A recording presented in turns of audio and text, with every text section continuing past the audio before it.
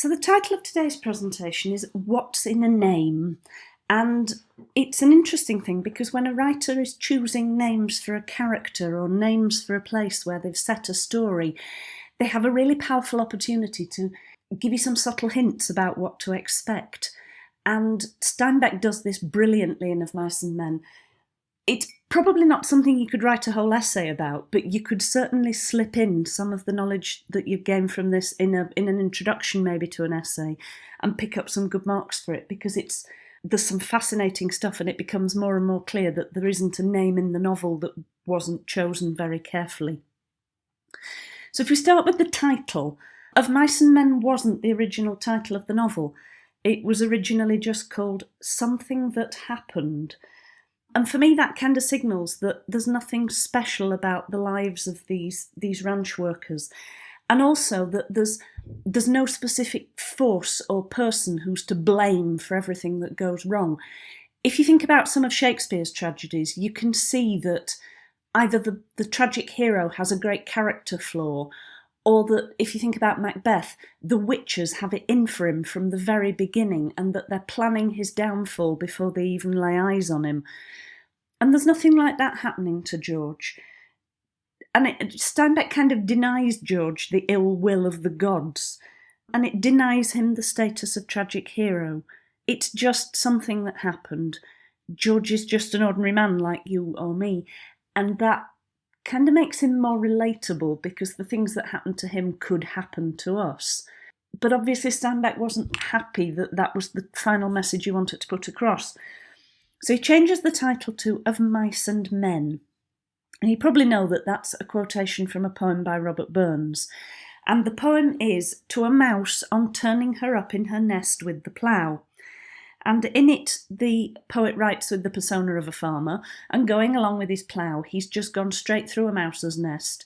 He's made the mouse homeless. He's wrecked all her winter supplies of food so that she's got nothing left. And then he talks to the mouse and he kind of apologises, but he comes to the conclusion that mice and men are quite similar, that their plans are likely equally to kind of come to nothing. Although he does decide in the last verse that the mouse has got less to worry about because she doesn't fret about the future in the way that humans do. The thing about the lines of the quote, the best laid schemes are mice and men gang after gley. The gang after gley bit means they often go awry. So our plans often go wrong. And in the novel we see that George's plans do indeed go wrong, and they only leave him grief and pain at the end, instead of the joy that he thought he had.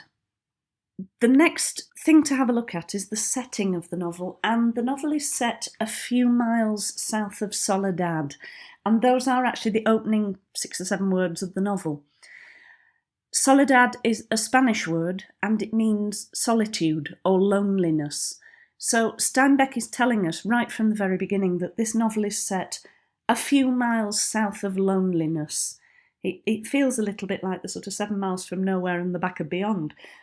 Loneliness almost becomes a thing, and we've talked about it as a theme. It's an appropriate setting. If we move on to names of some of the characters, and then we start with Lennie, we already know that Lennie's surname is Small, which is obviously an ironic reference to his size, and Carlson notices it when he meets him, and he says something about he ain't small at all, and laughs at his own joke.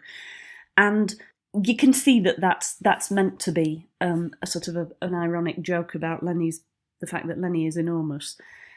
But if you actually look at his first name as well, Lennie is a short form of Leonard, and Leonard comes from the Old German, and Löwenhart means as strong as a lion. And when Lennie says that he is as strong as a bull, obviously the fact that his name means that he's as strong as a lion is quite clever. George comes from Greek Georgios and means tiller of the soil or farmer. So it's obvious that Steinbeck means him to be sort of very much the typical ranch worker, the typical farmhand. And then Milton, there are 2 possible interpretations. One is that it means that he comes from the mill farm, the mill tun, and a tun was often a farm. But it could also be a reference to John Milton, the poet who wrote Paradise Lost. We know from the Burns reference that Steinbeck knew his poets, And this reference, if it is to John Milton, is clever because Paradise Lost is all about Adam and Eve's fall from the Garden of Eden, being chucked out of their perfect place. And that's exactly what happens to George. He never quite gets there, but by the end he's lost all hope of his kind of Garden of Eden, his little place that he's always wanted. So George's name, you start to see, is quite carefully put together. Candy is fabulous because candy comes from the Latin word candidus, which means white or pure or sincere. You can see it's the root of our modern word candid, which means truthful. And that's really important because Steinbeck relies on Candy as a narrator figure a lot. Candy gives us all the gossip about Curly, and we have to trust him. We have to believe that what he says is true and not just driven by malice. So it's right that Candy is sort of authenticated by his choice of name. So that's another good one. Curly, we've just mentioned. Curly comes from the Old English, and it could well come from the word churl, which means a strong man, which is appropriate, but it is also where we get our word churlish, which means rude or bad-mannered, which again kind of fits. Carlson comes from the German Karl, which means man, and then son, so he's kind of the son of man. He's every man.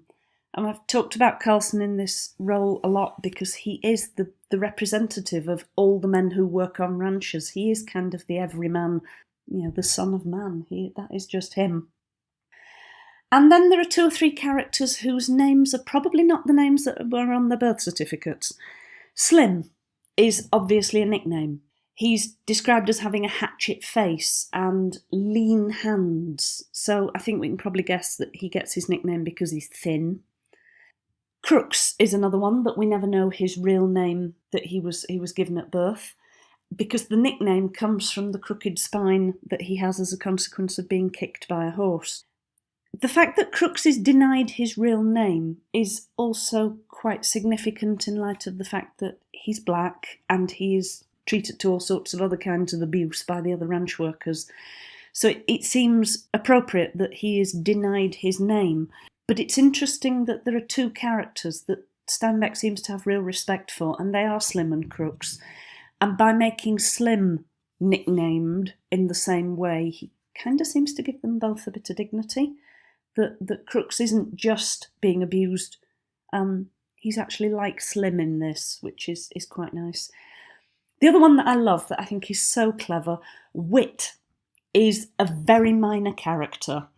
He provides a bit of filler in the plot, really. He mentions Bill Tenner's letter, and he's just there, I think, really to prove that there were other men on the ranch, because he has no real function in moving the plot forward.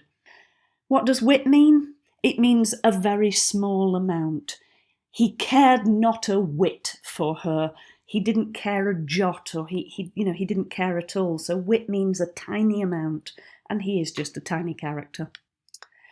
And then we come to 2 characters who have no name at all. The first one is the boss, who only appears very briefly in one scene where he comes in and meets George and Lennie when they arrive at the ranch. The boss is only there to be an authority figure. He's kind of the ultimate power on the ranch. He could can them, and he's there to be feared. Does it work that he doesn't have a name? Yes, I think it does, because it depersonalises him and it makes him just his function. And the other one, obviously, is Curly's wife. Curly's wife is never given a name. She's defined by the fact that she belongs to Curly. She is just a chattel. She is a possession. She is owned by Curly. She's defined in terms of Curly. She's even named in terms of Curly. It's enough to have any feminist's hackles rising, but we can again give some sympathy for her because she's dehumanised, and it just makes the tragedy of her short, unhappy marriage worse. Curly doesn't seem to feel anything at her death apart from anger and a desire for revenge. And he really behaves like a man who's lost a possession, not a man who's been bereaved of a beloved bride, because they've been married 2 weeks and he seems to feel nothing. So there you have it. We see in all of these examples that Steinbeck chooses the names of his characters with tremendous care, and that he doesn't make a great fuss about it, but tells us what to expect a little bit, and that it's just awesomely clever.